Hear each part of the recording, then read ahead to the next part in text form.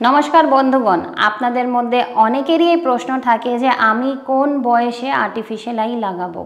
তাহলে আজকে এই ভিডিওর মারফতে আপনাকে বলতে চাই যে কোন বয়সে আর্টিফিশিয়াল আই লাগাবেন।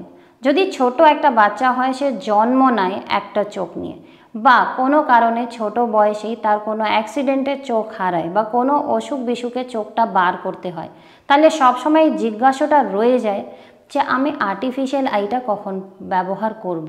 তাহলে আজকে এই ভিডিওর মারফতে আপনাকে আমি বোঝাবো যে কোন বয়সটা সঠিক আর্টিফিশিয়াল আই লাগাবার জন্যে। প্রথমে একটা কথা বলে দিই, এই পেশেন্টের একটা চোখ নেই, এনার একটা আর্টিফিশিয়াল আই লাগানো হলো। উদ্দেশ্যটা কি ছিল চোখ লাগাবার? যে যাতে কেউ ধরতে না পারে যে আমার চোখটা নকল, আর যেন আমি আমার নর্মাল লাইফে ফিরে যেতে পারি। ঠিক কি না? আমি আজকে দুটো এরকম কেস আপনাকে দেখাবো যাদের ছোটোবেলায় চোখটা ড্যামেজ হয়েছে বা চোখটা ছিলই না জন্মগতভাবে, কিন্তু তারা সেই বয়সে চোখ লাগায়নি। তাদেরকে নাকি বলা হয়েছিল যে ছোট বয়সে চোখ লাগাতে না, বড় হয়ে গেলে তখন চোখ লাগাবে। আজকে দেখাবো যে ছোটোবেলায় যে চোখটা লাগানো হয়নি, তো আজকে পেশেন্ট কোন পর্যায়ে পৌঁছে গেছে। আসুন দেখব। এবার এই একটা পেশেন্ট আছে, আপনি ভালো করে লক্ষ্য করবেন, এটা ভালো চোখ, এই চোখটা ছোটোবেলা থেকে নেই আর উনি এটা কোনো চোখ লাগাননি। এবার এই কেসটা যদি ভালো করে দেখেন তো আপনি দেখতে পারবেন যে চোখের এই গর্তটা অনেকটাই ডিপ হয়ে গেছে, অনেকটাই চোখ ভেতরে ঢুকে গেছে, আর যত বড় এই চোখটা খুলছে তত বড় এটা কিন্তু খুলছে না, এই জায়গাটা খুব কিন্তু ছোট হয়ে গেছে। আরেকটা কেস দেখাবো, তারপরে বলবো। এই আরেকটা কেস দেখুন, ছোটোবেলা থেকে চোখ নেই, প্রথমে কিন্তু চোখ লাগানো হয়নি, এই সকেটটা কত ভেতরে ঢুকে গেছে। আর শুধু সকেট না, এই পুরো মুখটাই দেখবেন অনেকটা এগিয়ে আছে আর এই মুখটা অনেকটাই পিছিয়ে আছে, আপনি দেখলে বুঝতেই পারছেন।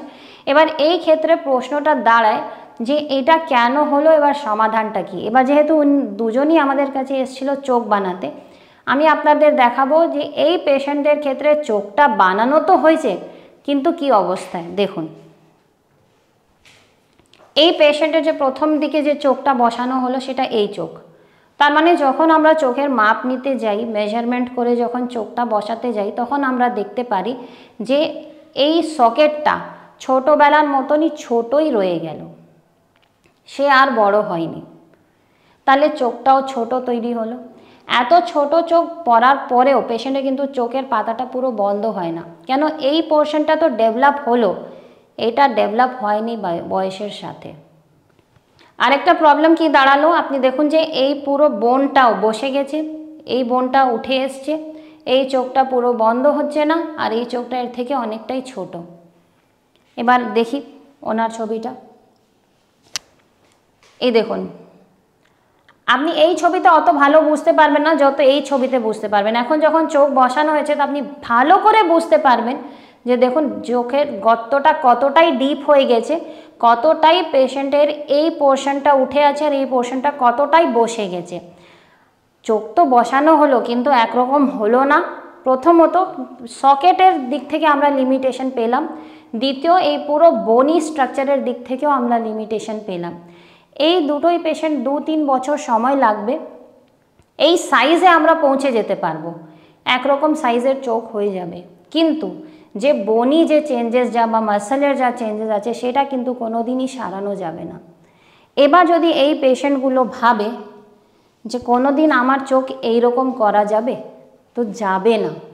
কেন? এই পেশেন্টের চোখটা ড্যামেজ হলো, সঙ্গে সঙ্গে উনি চোখটা বসিয়ে নিলেন, তো এই যে আউটকাম আছে এটা কোনো দিনই ওই কেসে আসবে না যেটা অনেক দিন ফেলে রেখে দেওয়া হয়েছে।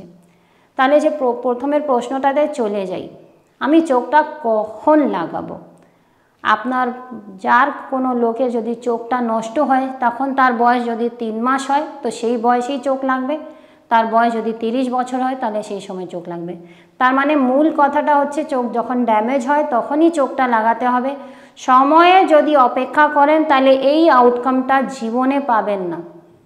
তাহলে হয় আমি চেষ্টা করেছি এই ভিডিও দিয়ে আপনাকে বোঝাবার যে চোখটা কখন বসাবেন, কোন বয়সে বসাবেন। আশা করি আপনারা এবার মিসগাইডেড হবেন না। আর যখনই আপনি জানতে পারেন যে আপনার আর চোখ ভালো হবে না, এবার তুলে দিতে হবে চোখ বা নকল বসাতে হবে, তো সেই মুহূর্তেই আপনারা অ্যাকশন করবেন। নমস্কার।